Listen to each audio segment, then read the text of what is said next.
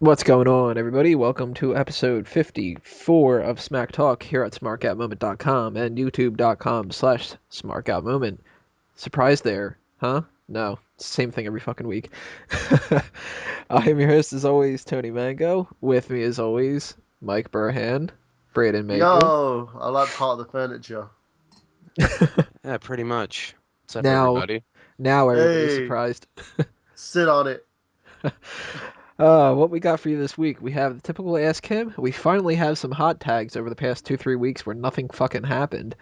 Then we got the best WWE champion of all time tournament continues, and finally some TNA Turning Point 2012 pay-per-view predictions, which out of fucking nowhere this happened to me because I totally didn't expect this. I didn't have a clue that this pay-per-view was this week until like 2 days ago. So Well, better than me. I just figured that out now from you saying Yeah, it. but it's rather quick, wasn't it? Because think about it, they didn't. Wow. It's been less than a month, I believe. I blame it on daylight savings time. I blame it on Jeff Yeah, Hardy. that too. Let's see. Well, before we get into any of that kind of stuff, it's time for the Ask Him. So who got it right last week? Okay, the ones that got it right, if for everyone that should know, it's Ric Flair because Ric Flair Woo! and Scott Steiner literally hate each other, and Scott at one time, and I quote, made Ric Flair cry backstage by calling him an old bastard who should retire and die. So, getting away from that, the ones who answered it correctly were Rockstar Tom Cat 26 with Ric Flair. But he also he tried to cheat a little bit because he said, or Stone Cold Steve Austin, but I let him get away with that. Alman H 1448 again with Ric Flair, aka the Nature Boy. Woo! I need to Uh, chop somebody. Sam C Disney 17 with Ric Flair because he says it's easy, Where's and my I Curry with a special announcement on his one, which was one of these days I'll be the first here. I'm gonna have to go Flair as well, based on the Hall of Fame and the beef with Steiner. And WWE Morrison's he had a nice try. He did say Flair, but he also put Jeff Jarrett in brackets, and I am the tag team champions. And yeah, the final one is P1NK Ops, and he answered Ric Flair as well. All right, so then what's the Ask Him for this week? Okay, the ask him for this week is in two parts as always, guys. I was actually sitting there looking at an idea with what I wanted to do this week because I was looking at, wrestlers turned actors, so to speak. So I think I'm going to do something in that sort of genre this time. So this gentleman basically was in a non WWE film as WWE Films was getting ready to start up. He once wore thongs and has attempted ever since to do WWE movies, but for some reason can't really get his acting career off the ground. Who is he? I have no idea. Do you know, Braden? You said he once wore fangs? Yes. Oh, I know who you're talking about. Gangrel. No, no, no, no, no. Oh, right, because doesn't he do porn Not in a films? WWE ring. Not in a WWE ring. He The recently only had a ton of flops. s- this sound like the only person I can think of that starred in a movie that wasn't WWE Films fun. Maybe it was is Piper. You want to try that again? Okay. He drove a school bus in one of the movies. Okay, so it's not the epic fight scene that you're talking about. Okay. Because he had. Let me try and assist you on this. He had one movie that Mm-hmm. sort of failed to reach box office acclaim. He did a bit part in it, but Mm-hmm. everyone was trying to sing his praises, even though the the whole sort of Hollywood land basically didn't really appreciate the fact that he was what he was doing in the movie.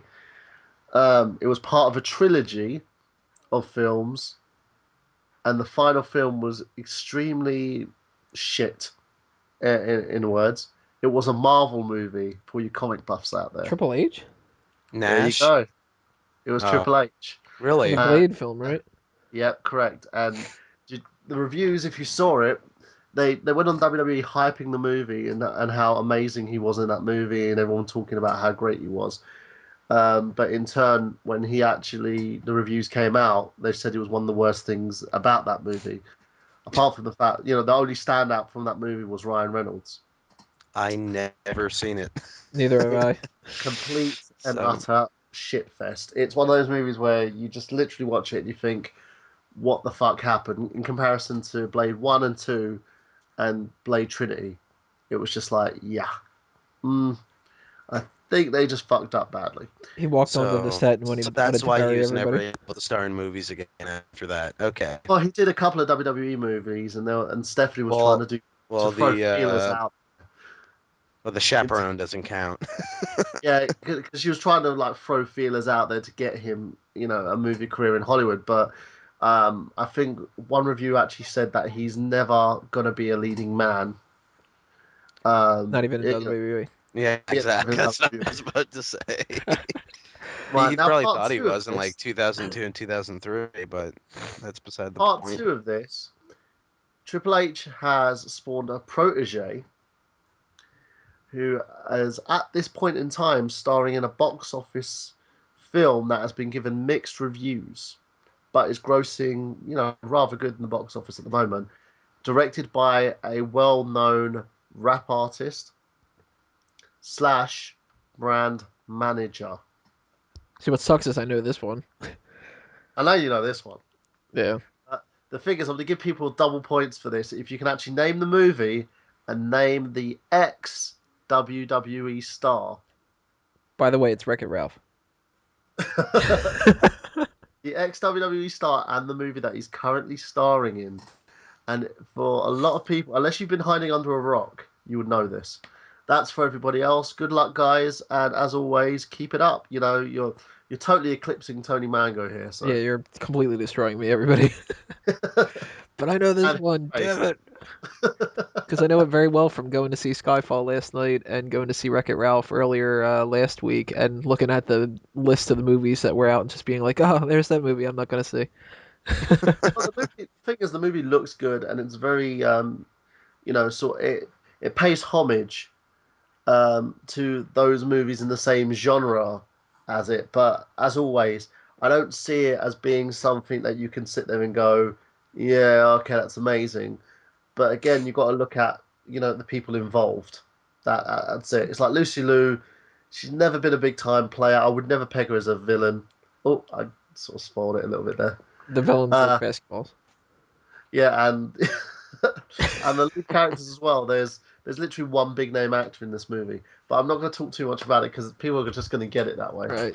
So Well, that's it for the Ask Him then. We're going to go into the hot tags for the next part. Then finally or no, not finally. Third part's going to be the tournament. Finally, it's going to end off with the TNA talk. So check out part 2 coming up right now.